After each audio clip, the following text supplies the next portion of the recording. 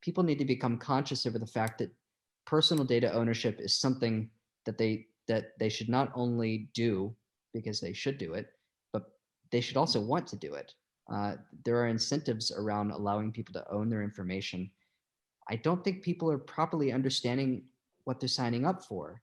If they worked in the tech industry, they would understand what they're signing up for when they check that box and sign up for a website, or use a social login to sign into something. They would understand what they're getting into. But the fact of the matter is that they don't. We have AI models in the world today that are so accurate that they can identify a person out of something like 500 million different photos. They can identify one unique individual. That's incredible. I mean, think about how powerful that is, you know? And on the one hand, in the right hands, that's an incredibly powerful and useful technology, ideally for good.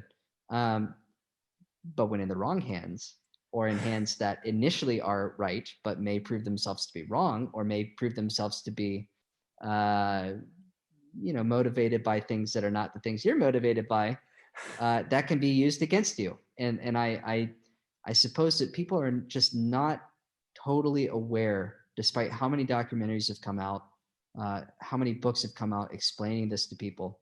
There's still kind of that cultural lack of understanding over why this is important. And we're approaching this from a technological perspective first, before approaching it from a general market perspective second.